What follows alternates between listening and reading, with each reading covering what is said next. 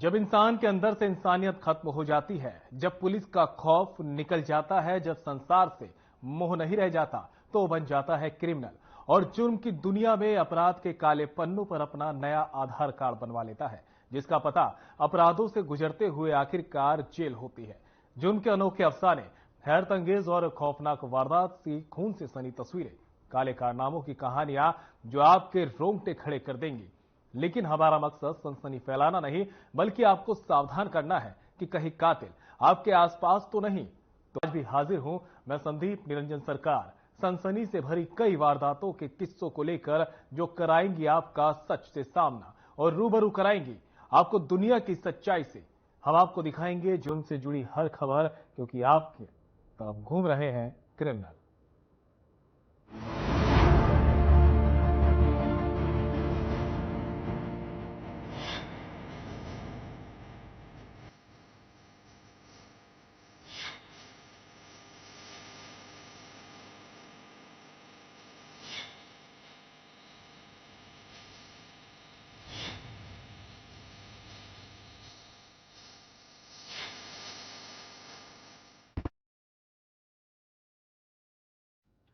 फरीदाबाद के गांव सहराला से दिल दहला देने वाला मामला सामने आया है, जहां जीजा ने अपने ही साले को चाकू से गोदकर मौत के घाट उतार दिया। दरअसल विवाहिता अपने मायके गई हुई थी, जहां उसका पति भी उसे लेने जा पहुंचा और मायके वालों ने विवाहिता को भेजने से इनकार कर दिया। उसके बाद जो हुआ, देखिए हमारी इस रिपोर्ट में।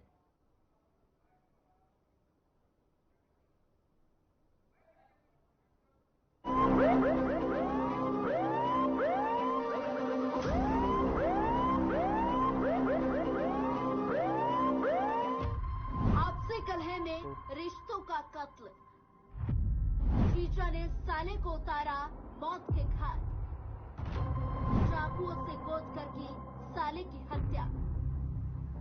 फरीदाबाद के गांव सहराला से दिल दहला देने वाला मामला सामने आया है। बता दें कि घरेलू कलह के चलते जीजा ने अपने ही साले को चाकुओं से गोद दिया, जिस कारण साले की मौत हो गई।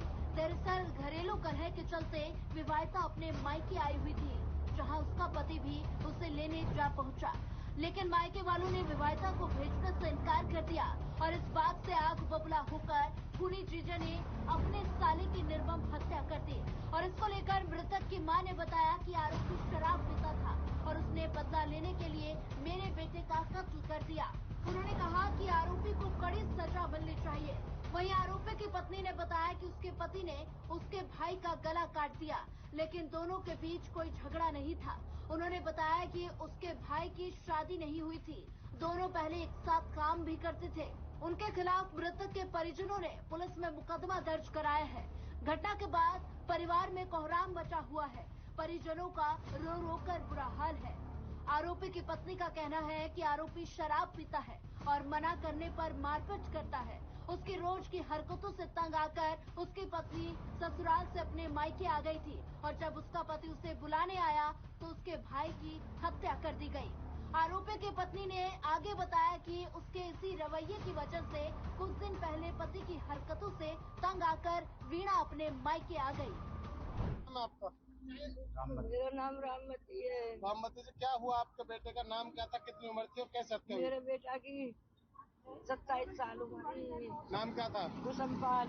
कुसुमपाल। सोमपाल। तो कैसे हत्या हुई उनकी? मेरे जमाई मेरे बेटा से पहले कलेश राखे हो बेटी से, बहुत ज्यादा कलेश राखे हो, तलाक खूब कहते हो। मेरे बेटा ने कहते कि तुम पे नाराज की जा तो मैं राग लगा मैं खवा दूंगा, बहन मेरी है।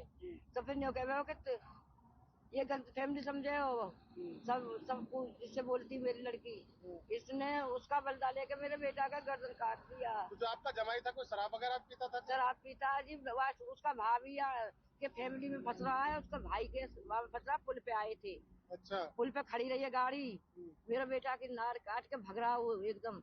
तो अब क्या चाहते हैं? क्या मैं चाहती हूँ जी मेरे बेटा को शांति मिले जाइए, जैसे मेरे बेटा को ऐसा इसको ही हो गए। रीना जो मृतक है वो क्या लगता है आपको? भाई क्या हुआ उनके साथ, कैसे हत्या हुई उनकी? मेरे पति ने चाकू मारा था। क्यों मार दिया, क्या बात थी? वो मेरा झगड़ा हो गया 2 दिन पहले, उड़ीसा से चला गया था, रात भाई को देखने के लिए आया था। झटक के ना धक करे ना बहाने से आया धोखे से। उसके भाई भैया छोड़ के गए थे पुल पे। मैं टॉयलेट करने के लिए चली गई, मेरा भाई अंदर चले गया, फिर उसने पीछे से आकर चक्कू गला काट दिया मेरे भाई का। आपके हस्बैंड ने? हाँ। बस इतनी सी बात के ऊपर हाँ। चक्कू मार दिया? इससे पहले कोई झगड़ा हुआ था उन दोनों के बीच में? नहीं नहीं। अच्छा, तो फिलहाल क्या चाहते हैं आप लोग? इंसाफ। इंसाफ चाहते हैं, कार्रवाई होनी हाँ, चाहिए। कार्रवाई होनी चाहिए, मेरे भाई को इंसाफ मिलना चाहिए। अच्छा, भाई शादीशुदा था? नहीं। कितनी उम्र थी भाई की? 30 के ऊपर। शादी नहीं हुई थी उनकी? भाभी के बच्चे ने मेरे दोनों भाई पार थे। अच्छा। हाँ, 10 साल हो क्या गए। काम करता था ये? पैप बनाते थे। तो एक साथ काम करते थे आपके हस्बैंड और आपका जो भाई था? हाँ, करते थे एक साथ ही।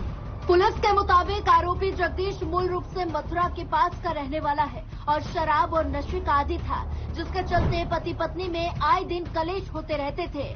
और एक दिन उसकी पत्नी अपने मायके चली गई, जिसके बाद वो वहीं रह रही थी। और पुलिस ने बताया कि देर रात आरोपी ने अपने साले से पत्नी को ले जाने की बात कही और इसी बात को लेकर दोनों में विवाद इतना बढ़ गया कि आरोपी ने चाकू से अपने ही साले की गर्दन पर वार कर दिया और इस दौरान उसकी मौत हो गई। फिलहाल पुलिस ने परिजनों के बयानों के आधार पर मामला दर्ज कर लिया। पुलिस जल्द ही आरोपी को गिरफ्तार करने की बात कह रही है। ये जी दोनों जीजा साले हैं। जो कुशल पाल है, जो मरने वाला है, इसका जीजा जगदीश, जो खुशी के पास गांव है, वहां का रहने वाला है। इसके 4 बच्चे हैं। जो ये एक शराबी किस्म का आदमी था, अपनी पत्नी को पीटता था। सराले में एक पाइप फैक्ट्री है, उसमें नौकरी करते थे। तो ये ले जाने की जिद कर रहा था, ये भेज नहीं रही थी लड़की को। इसी बात को लेकर इनमें तकरार होगी और इसने अपने साला था जो उसको चक्कू गर्दन में चक्कू मार दिया और उसकी डेथ हो गई। तो पहले भी कोई शिकायत दी गई थी? नहीं, पहले कोई शिकायत नहीं आई थी। क्या झगड़ा था इसमें जो भेज नहीं गए थे वो लड़की को? ये लड़की के साथ मारपीट करता था। तो लड़की कब से आई हुई थी? लड़की तो यहाँ कई महीने से रहती थी अपने भाई के साथ। अब परिवार की तरफ से क्या कुछ शिकायत दी गई है और क्या कुछ पुलिस ने कार्रवाई की? अभी कंप्लेंट दे रहे हैं, अभी इन्होंने कंप्लेंट दी नहीं है और अभी मोबाइल में दर्ज करके जो साक्ष्य आएंगे उनके खिलाफ कानूनी कार्रवाई। आरोपी फरार है या हिरासत में? आरोपी फरार है। फिलहाल पुलिस ने पीड़ित परिवार की शिकायत पर मामला दर्ज कर आरोपी की तलाश शुरू कर दी, लेकिन कब तक आरोपी पकड़ा जाएगा, इस पर अभी पुलिस चुप्पी साधे हुए है। Bureau report.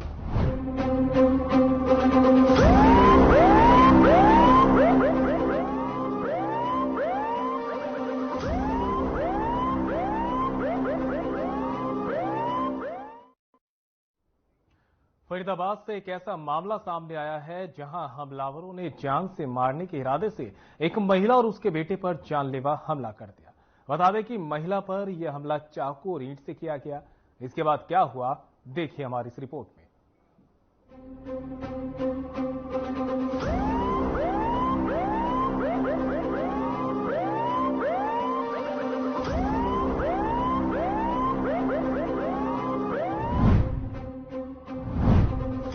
फरीदाबाद में खूनी वारदात, मां बेटे पर जानलेवा हमला, चाकू से वार कर किया घायल। फरीदाबाद के एयरफोर्स रोड के पास एक महिला अपने बेटे गोविंद और भतीजी सूरज के साथ अपने घर के पास कुत्ते को घुमा रही थी। इस दौरान स्कूटी से आए कुछ बदमाशों ने उन पर हमला कर दिया। इस हमले में महिला के बेटे और भतीजे को चाकू लगा है, जिससे वो घायल हो गए। बता दें कि महिला पर भी चाकू और ईंटों से हमला किया गया। पीड़ित महिला डबुआ कॉलोनी की रहने वाली बताई जा रही है। महिला ने बताया कि कुछ देर पहले उसके पड़ोस में रहने वाले हिमांशु नाम के एक लड़के का फोन पर लखन और बंटी के साथ झगड़ा हो रहा था। उसने बंटी और लखन को झगड़ा करने से रोका था और बंटी के पिता से फोन पर इस झगड़े के बारे में बताया था। इसी बात से नाराज बंटी अपने साथी लखन और पराशर के साथ स्कूटी पर आया और उन पर चाकू से हमला कर दिया। कुछ दूर उसने पीछा भी किया, लेकिन मधु के मुताबिक हमलावर बदमाश किस्म के हैं जो फ्रैक्चर गैंग से संबंध रखते हैं और पहले भी जेल जा चुके हैं। वहीं इस मामले में पीड़ित महिला के बताने पर एक और बात सामने आई है कि मधु के रिश्तेदार, जिनका नाम विनोद है, वो इस समय जेल में है और उनका फ्रैक्चर गैंग के साथ झगड़ा हुआ था। शायद उसी झगड़े का बदला भी उन पर ये हमला करके लिया गया है। मेरा नाम मधु है। मुझे नहीं पता मेरे को क्यों ये मेरे पे चाकू का हमला करके गए थे। और एक गली का लड़का, उससे उनकी बातचीत हो रही थी, मैंने दोनों को समझा दिया था। पीछे से एक मेरी गली का लड़का है, ढूंढा ढूंढा, उन्होंने उससे बताया कि ये जा रही है मधु, ये जा रही है। बस इतनी बात हुई थी। मेरे तो कोई ऐसा था ही नहीं दिमाग में कि मेरे साथ ऐसी कोई वारदात होगी। किस किस पे हमला हुआ? मेरे पे हुआ, मेरे बेटे पे हुआ, मेरे भतीजे सूरज पे हुआ।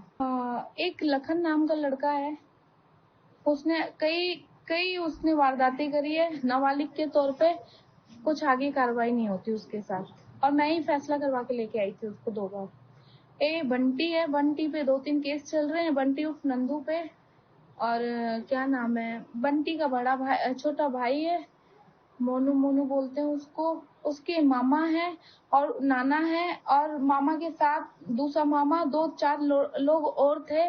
इन्होंने सबने और मेरे पे हमला किया है। ये गैंगवारी का नाम लेके चलते हैं। ये गैंगवारी का नाम लेके चलते हैं कि हम विक्की भाई के वो हैं, फ्रैक्चर गैंग के हैं, और हम ना बस मतलब हड्डियां तोड़ते हैं। और वही काम मेरे को रात को मेरा पैर तोड़ दिया उन्होंने। मेरे से ना चक्कू से, और एक लोहे का पता नहीं क्या था, और ईंटों से हमला हुआ था। चक्कू से तो जब मैं कुत्ते को अपने लेके एयरफोर्स पे जा रही थी जब हुआ था, और मैं उनके पीछे पीछे भागी हूँ। अब मुझे ये नहीं पता था मुझे किसने मारा। जब मैंने देखा अपनी आंखों से वो अपने घर में घुसा है और मुझे मारा है, मैंने उससे ये पूछा मुझे क्यों मारा, तो फिर कह रहे हैं ऐसे करेंगे हम, तो ऐसे गैंग के मेरे को मार के गए। फिर वहां पे हाथापाई करने लगे ऊपर से, और मेरे पे झूठा इल्जाम लगा रहे हैं कि हमारे घर में घुसी है। पुलिस पूरी तरीके से इंक्वायरी करे, और मेरे साथ अगर 20-25 बंदे होते तो क्या मैं पिट के आती। बस मैं और मेरा बेटा था, लास्ट में मेरा भतीजा आया था। जब उसे पता चला, बुआ को खूना खुनाम कर दिया जब, और फिर उसके ऊपर भी बहुत बड़ा ईंट 2 बार मारा है भतीजे के ऊपर। 112 के ड्राइवर पे हमला किया गया, हाँ तो जी, उससे ईंट मारी। हाँ जी, वो पुलिस वाले बगल वालों के घर में घुस गए थे। फिर अभी कोई कार्रवाई का नहीं पता चला है, और मेडिकल वगैरह पुलिस वालों ने कटवा दिया था, वहाँ कंप्लेन ले ली थी। अभी कोई कॉल नहीं आया, कुछ भी नहीं आया, और वो लोग झूठे लाशन लगा रहे हैं। झूठी कंप्लेंट दी है ना उन्होंने कि हमें मारा है, इसकी अच्छी तरह इंक्वायरी हो बस। फिलहाल मधु और उनके बेटे और भतीजे को चोटें आई हैं, जिसके बाद घायलों को अस्पताल में भर्ती कराया गया और वारदात की सूचना पुलिस को दी गई है, जिसके बाद पुलिस ने मामला दर्ज कर लिया है और आसपास लगे सीसीटीवी कैमरों की जांच की जाएगी, और जो भी दोषी पाया जाएगा उसके खिलाफ उचित कानूनी कार्रवाई भी की जाने की आश्वासना पुलिस ने दी है।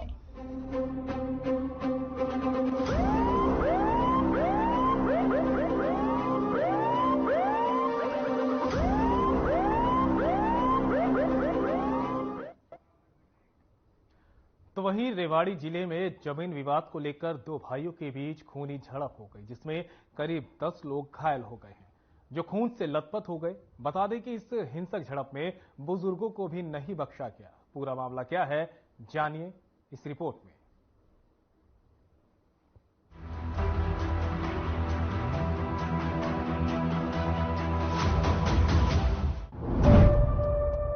जमीनी विवाद में हिंसक झड़प, हथियारों से हमला, 10 घायल,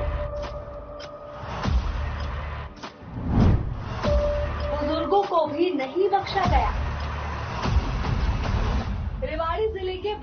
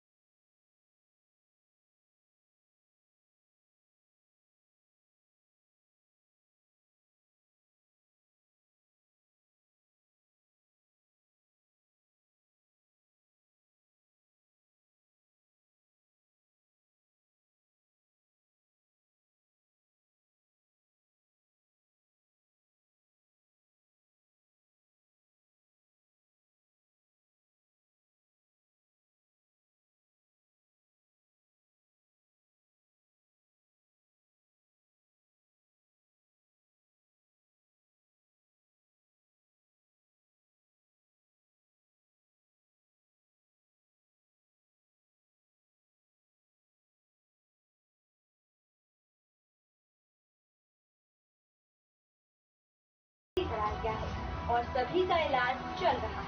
मेरा नाम नवल सिंह है, गांव प्राणपुरा, पिताजी का नाम जगदीश। हमारे खेत में जो अंकल जी है, हमारे चाचा जी, वे खेत बांटने के लिए गए थे, तो हम मौके पे पहुंचे तो उन्होंने हमारे ऊपर हमला कर दिया। किस चीज़ से हमला किया? तेजधार तलवार वगैरह से इन्हें हमला किया मेरे ऊपर। मेरे पिताजी के, सभी के, मेरे चारों को लगी है। हमारे ज़्यादा सभी 10 लोग होंगे, सभी के लगी है। टोटल दोनों साइड? हाँ, दोनों साइड लगा था। और हम जब मौके पे फिर 112 पहुंची है, फिर हम हॉस्पिटल में आए हैं सरकारी में। 10 व्यक्तियों को लगी है। मेरा नाम नवल जगदीश, मेरे पिताजी का नाम, माता का नाम बिरमा, भाई का नाम विक्रम सिंह, और जो दूसरी पार्टी है उसका नाम एक का रूपराम, कप्तान, सुंदर, पप्पू, नरेंद्र और सुरेंद्र। मेरी माता जी के सिर में चोट लगी है और ये हाथ फ्रैक्चर हो गया है। वो कम से कम 58-60-65 की होगी। दारोड़ा भेज दिया उसको, यहाँ से रेफर कर दिया? हाँ, पिताजी को भी, वो भी 70 वर्ष के हैं, उनको भी, और भाई को भी।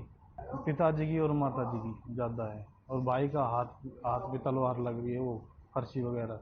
ये इस साइड से ये अलग वो हो गया, यहाँ से भी और यहाँ से भी कट गया, और पिताजी के सिर में यहाँ से कट गया। मेरे टाँके आए सिर में। उसने फिर हमारे को इसमें हॉस्पिटल में भेज दिया। बहरहाल पुलिस इस मामले को लेकर अभी कैमरे पर कुछ भी बोलने को तैयार नहीं। वहीं दोनों पक्ष की तरफ से पुलिस में शिकायत दर्ज कराई गई है। इसको लेकर पुलिस मामले की जांच कर रही है। Bureau report.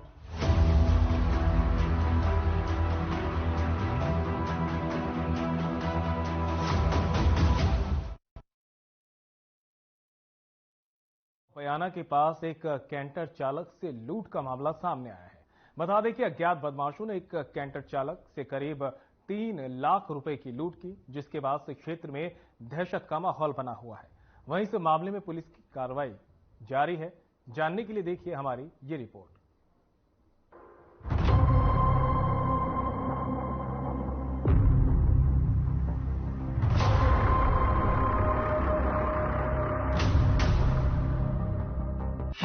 बेखौफ लुटेरों के हौसले बुलंद, कैंटर चालक से की मारपीट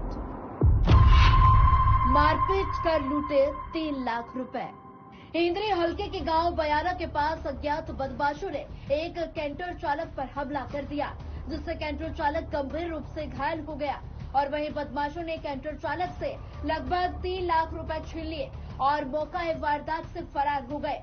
बता दें कि ये सारी वारदात पास में लगे सीसीटीवी कैमरे में कैद हो गई। घटना की सूचना मिलते ही पुलिस मौके पर पहुंच गई और पुलिस ने अज्ञात बदमाशों के खिलाफ मामला दर्ज कर आगे की कार्रवाई शुरू कर दी। वहीं आपको बता दें कि ये घटना सुबह के करीब 3:30 बजे की है, जब कुरुक्षेत्र के रहने वाले कैंटर चालक उत्तर प्रदेश से मोटर बेचकर वहां से कैश लेकर कुरुक्षेत्र वापस आ रहे थे। और जैसे ही वो गांव बयाना के पास पहुंचे तो पीछे से 3 बाइक सवार और एक टेम्पो में आए हुए लोगों ने कैंटर चालक और उसके साथी के साथ बुरी तरह से मारपीट की और उनको घायल कर दिया, जिसके बाद उनके पास से पैसों का भरा बैग छीनकर मौके से फरार हो गए। और इस मामले को लेकर गांव वालों ने क्या कुछ कहा, आइए आपको सुनाते हैं। क्या घटना थी यहाँ की? जैसे मजदा आया, मजदे ने आन का यहाँ मरी खराब है, उसके पास रुक गया लाइट में, तो वो उतर का छोकरा पेशाब करने चले गया ड्राइवर साइड में। तो पेशाब करके जैसे वो अंदर आ भी गया, तो इस दौरान एक लिकड़ा छोटा थी इंद्री की तरफ गया और उसी के पीछे पीछे एक बाइक थी जिसमें 2 बंदे सवार थे। तो जैसे ही वो अग्गा गए, फिर मैं सलाह कर जाएगा आगे क्या पता दोबारा ये रोका ना रोका। तो अग्गे से मुड़कर 1.5-2 किले चल का अग्गा मुड़कर फिर वापिस आए। तो 2 तो उसमें बाइक में से उतरे बंदे। तो बाइक में से उतर कर मतलब एकदम उस पर इंटोता में लग रहा। फिर जो वो छोटा थी था, एक बंदा उसमें उतरा। वहीं घटना की सूचना मिलते ही पुलिस मौके पर पहुंची और अज्ञात बदमाशों के खिलाफ मामला दर्ज कर आगे की कार्रवाई शुरू कर दी। इस बारे में जानकारी देते हुए इंद्री के डीएसपी सुभाष चंद्र का कहना है कि उन्हें सूचना मिली थी कि गांव बयाना के पास कैंटर चालक के साथ मारपीट की गई और उससे पैसे छीनने की वारदात हुई, जिसके बाद घटना की सूचना मिलते ही वो मौके पर पहुंचे और मामला दर्ज कर लिया गया। इसके साथ ही डीएसपी की तरफ से बदमाशों को तुरंत गिरफ्तार करने की भी बात कही गई।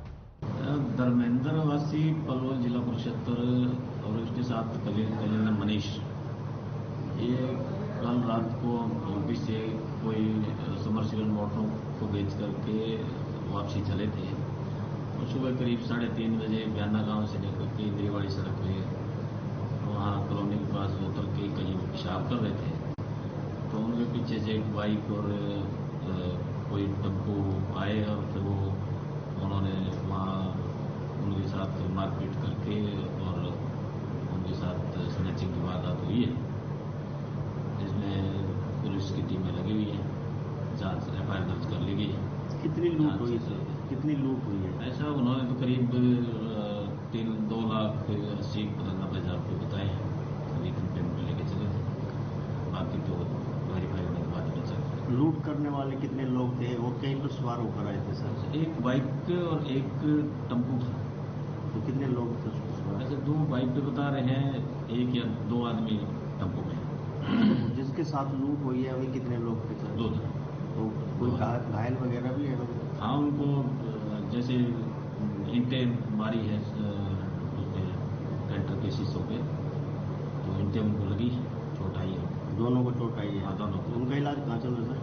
उनको एक को तो यहाँ से ट्रॉमा कनाल शिफ्ट कर दिया था और एक लड़का यहीं से पट्टी करा के एक्सपायर कर दिया था। तो रास्ते में सीसीटीवी फुटेज करनाली जा रही है? हाँ, सीसीटीवी फुटेज का सारा लिया जा रहा है जी। कितनी टीमें लगाई गई हैं सर? 6 की टीमें लगी हुई हैं। बहरहाल इस तरह की घटना पुलिस प्रशासन की नाकामी को दर्शाती है, क्योंकि लुटेरों ने जैसे बेखौफ होकर इस पूरी घटना को अंजाम दिया है, इस बात से तो सवाल खड़े होंगे ही। वहीं इस घटना से ये तो साफ हो गया कि बदमाशों के अंदर से अब पुलिस का खौफ खत्म हो गया। फिलहाल पुलिस ने मामला दर्ज कर लिया है, लेकिन आरोपियों को कब तक गिरफ्तार कर पाती है, ये तो देखने का विषय होगा। Bureau report.